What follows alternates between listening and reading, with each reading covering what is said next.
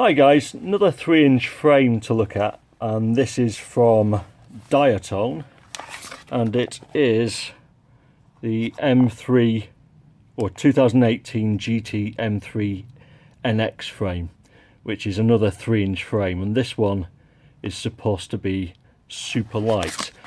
This was sent to me via Unmanned Tech in the UK, so huge shout out to Alex at Unmanned Tech for sending this to me. I'm not affiliated with them in any way, but he sent this to me for me to review, and he was absolutely fine when I said if it's rubbish I will say so, which is really nice actually. Obviously he's not a manufacturer, this is a shop in the UK, and I suppose from his perspective he would rather know if something's good or bad before he spends too much money on his stock. Huge shout out to Unmanned Tech. They're a company I've used a lot in the past and I've never had any issues with them. They've always given me really good service. So if you are buying in the UK, check them out.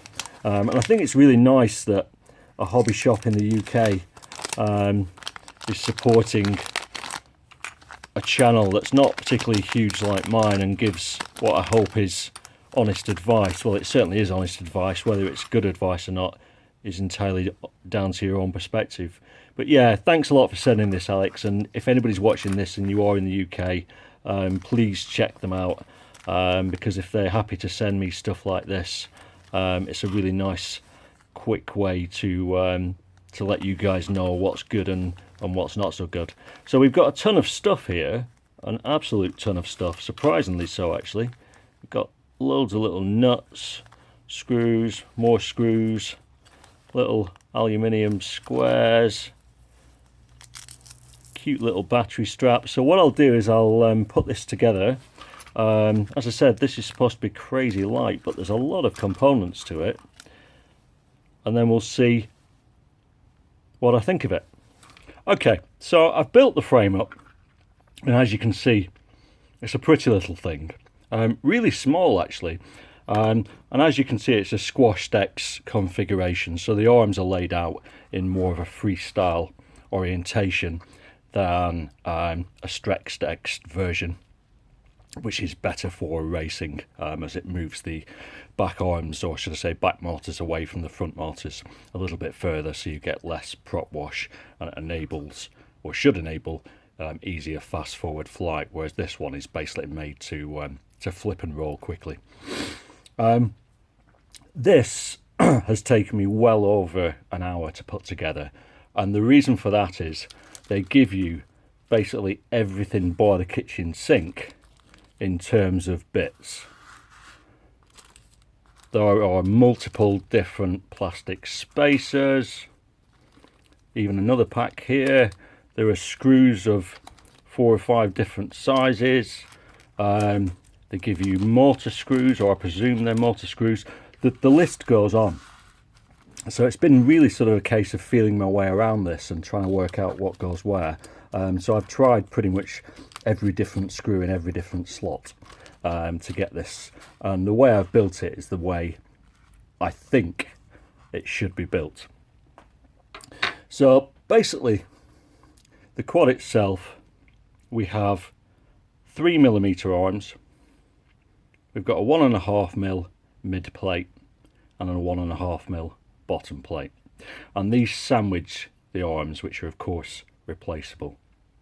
The arms themselves are held in by normal screws, or should I say normal bolts. They're not the hex bolts that we're used to using, and this caused me a problem because I can't find a screwdriver that allows me to get enough leverage to really tighten them as much as I'd want to do. So that's the first down point. But the arms are basically connected by 3 bolts. So you've got one here, and this central one sits between the 2 arms and kind of locks them in place. I don't know why they kind of just didn't make the arms square off and butt against each other. I don't know why we have to have this kind of little cutout here, and a screw which goes through and bolts on the other side to lock them. I don't really see or understand the point there.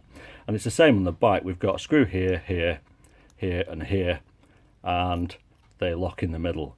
And the rear screws basically go up to this nicely cut aluminium plate, which I'm guessing allows the Diatone 3D printed little sort of stack mount that you can buy separately and originally appeared on the GT-M3.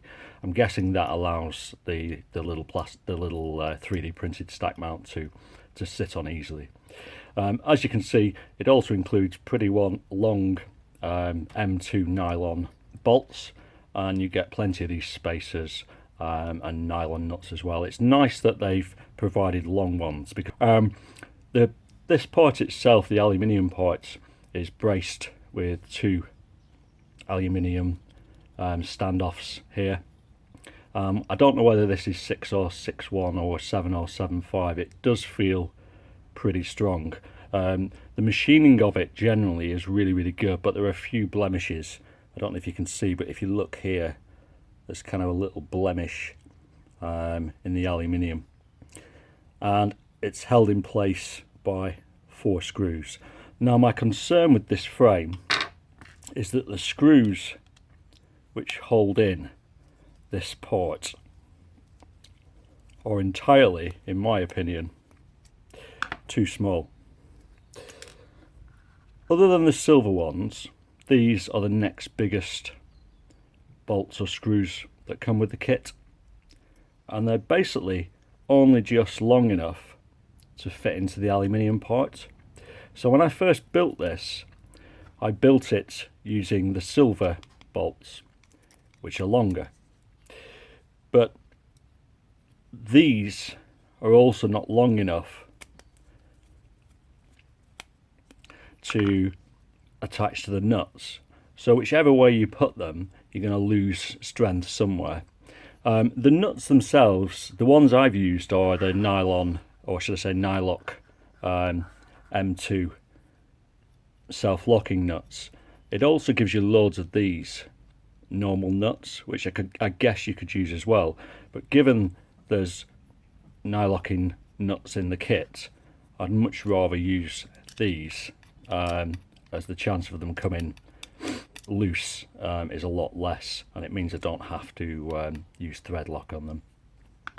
So all in all, I kind of think it's kind of a cute little frame. It's really dinky. I mean, if you compare it to the other frame that I reviewed recently, you can see the difference in size. And I thought this was a small frame as well. This is the Rotorius FPV CB3. I thought this was really small as well.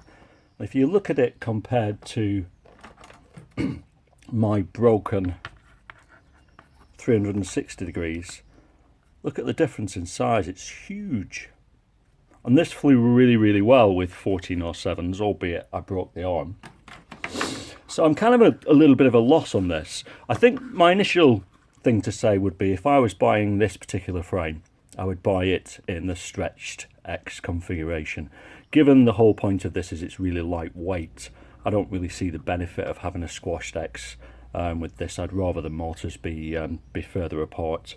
So my number one advice would be buy the stretched X version. My biggest concern is how long it will last. I think it's just overcomplicated. I really wish that they'd just done a one-piece bottom plate and got rid of all these little tiny M2 screws, and I wish they'd used hex heads as opposed to Phillips or X driver heads, because I'm already stripping mine. So I don't know whether this is an early version that was pushed out, and maybe I've got the wrong hardware with the kit, but I just can't find a better way to put it together. I mean, the plus points are they've given you so much stuff. Of course, you've got antenna tubes if you wish to use them. You know, I've got a whole supply of spacers of different sizes that I can use in other kits. But the downside to me is it just feels like it's going to be a little bit weak. Now they do this in a number of configurations. As I said, stretched X, there's the strange one with the motor at the front. They also do a ready to fly, which looks like it's got really good components and comes with some really powerful 1408 motors. But my concern looking at it is it's not really going to last that long. If I'm getting a little bit of wiggle on these arms now, and I've tightened them as much as I really can do with the hardware they've given me, I think after you've crashed and bashed this a number of times, these arms are going to be potentially flapping around. So let's see what it weighs. So they quoted the weight as 21 grams, and I suspect it isn't. And the 21 gram weight was the bit that really interested me. So if I pop it on here, we've got a weight of 28.6 grams. Now that's including obviously the nylon M2 bolts and a couple of spacers that I've added on, so I'll take off a gram or half a gram for that. But clearly they've weighed the frame and stated the weight as 21 grams without including any hardware to build it. So this runs in at pretty much the same weight as my Avant Zero S3. However, the Avant Zero S3 uses M3 hardware, proper hardware, and I feel it will be much stronger. So if Diatone watch this, I think the basic concept is really good. I think the execution is just overly complicated. There are far too many different little screws of various sizes going on here, and for anybody new who's looking to build this, I suspect they'll have a bit of a nightmare. After building 40 odd different quads, I've got to say this was the most challenging frame to put together, not because it was so particularly hard, but just because they've given you so much stuff that it's hard to work out which bit is for which. The one feature I do like is if you undo the front two screws here, this cage basically rolls back, so it's pretty easy to access the stuff inside. And obviously that's a big advantage on a little quad like this, because everything tends to be sort of crammed inside. So obviously we've got 20 by 20 mil flight controller stack. There's enough room for a micro camera. The actual roll cage itself feels pretty sturdy, but as I said, my concern just really lies around the strength of these screws and this kind of what I feel is a bit of a strange arm locking system. So if I was to compare it, I mean, in terms of a frame, this is much heavier, but in my mind, if you wanted a freestyle frame, which this is, and this is because of the arm configuration, this is a better frame. And it's better for two reasons. One, it's got a little bit of weight, which even if you're running a run cam split, etc., you really want if you're looking for a freestyle quad. And if I compare it to a racing quad like the Avant Zero, I'm just not so sure it will stand up to the same sort of bashing that particular frame has. The good thing about this is it's really cheap, so you're not really going to sacrifice much, you know, if you go out and smash it. But with the ready to fly version, it will be seriously quick because of its lightweight. So yeah, so that's just a look at the frame. I think there's definite promise here, but personally I would just rather have a one-piece unibody on something so small. It will probably save a little bit of weight, and even if it doesn't, on something so small, how much is it really going to cost for, you know, this much carbon if you break it? Not a lot at all. You know, Diatone could probably sell a replacement base plate for 10 quid or something like that on a frame like this. So yeah, make a unibody version and it will be game on. Give us proper M2 screws, or even better, M3 with hex driver heads, and other than that, just make these arms butt together properly. Why do I need a screw here? So yeah, sorry, bit of waffle in this review, but I just kind of wanted to give you my honest opinion as to what I thought of this frame. Thanks again to Alex at Unmanned Tech, who's allowed me to do this, sent the frame, and allowed me to be honest as well. That's really good to see in a hobby shop. We've got some good ones in the UK. Yeah, so thanks again. Thanks for watching, and see you again soon. Cheers. Bye bye.